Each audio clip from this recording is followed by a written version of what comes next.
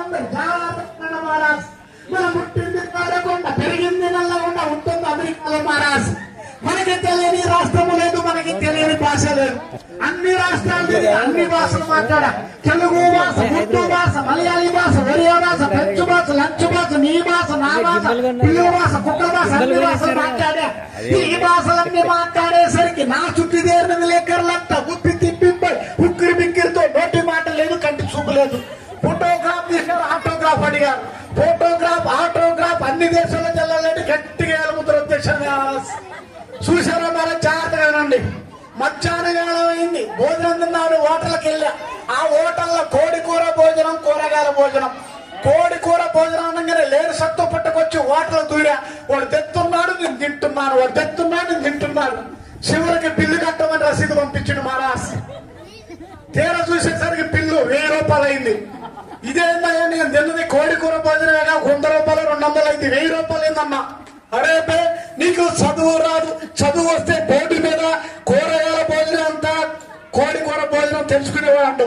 చూసారా మహారాజ్, చదువు రాకపోయేసరికి ఇన్ని వేషాలు వేసా, ఇన్ని దేశాలు తిరిగా, ఇన్ని సినిమాలు నటించా. చదువు రాకపోయేసరికి హోటల్లో మోసపోయి డబ్బులు కట్టి వచ్చారు మహారాజ్.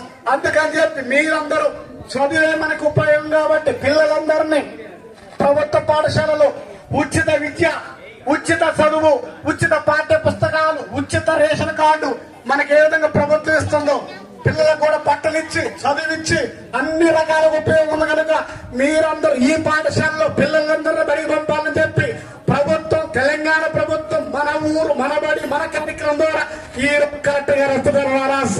ఏ పిట్టందర గారు ఊరు ముందు నువ్వు వెళ్ళి ప్రజలందరికీ విషయాలు చెప్పి కలెక్టర్ గారు నన్ను ఇక్కడ పంపించిండు.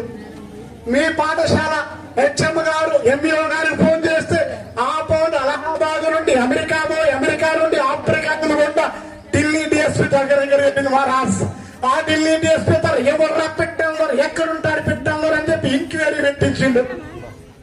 హైదరాబాద్ ఉంటానని చెప్పి, రైలుకి వస్తే ఆలస్యం అవుతుందని, బస్సుకు వస్తే బాగుందని చెప్పి డొక్కు సైకిల్కి టింగో టింగో టింగో టింగో బెల్లు కట్టుకుంటూ నా ఇంటి ముందు అనిండు. అదే సైకిల్ మీద నేను బాగుండని చెప్పి నా ప్రత్యేక విమానం వేసుకొని రై అని బయలుదేరా. నా విమానం దించురామనేసరికి బేగంపేట ఎయిర్పోర్ట్ లో జాగా చాలదు, గండిపేట శని వెండిపాయ మైదానం పెద్దగా ఉందని దించుతామనేసరికి ఉమరా బంజారా తుర్రు తుఫాన్ వచ్చింది. ఆ తుఫానికి నా విమానం అటులాగా అటులాగా లాగి పీకి లాగి చివరికి ఈ టైం అయితే మహారాజ్ క్షమించండి. అసలు ఈ పిట్టల గారు ఎందుకు వచ్చింది, ఎవరు పిలిస్తే వచ్చింది, ఎవరు పంపిస్తే వచ్చింది, మీ అందరికీ డౌట్ లేదు. తెలంగాణ ప్రభుత్వం బడివాడ కార్యక్రమం ద్వారా ఎంఈఓ గారు, టీఈఓ గారు, తహసీల్దార్ గారు, ఎంపీడీఓ గారు మీ గ్రామానికి వచ్చి ఈ కార్యక్రమాలు చెప్తున్నారు మహారాజ్. ఇక ఈ మధ్యనే పెళ్లి చేసుకుందామని ఈనాడు పేపర్ స్టేట్మెంట్ ఇచ్చా.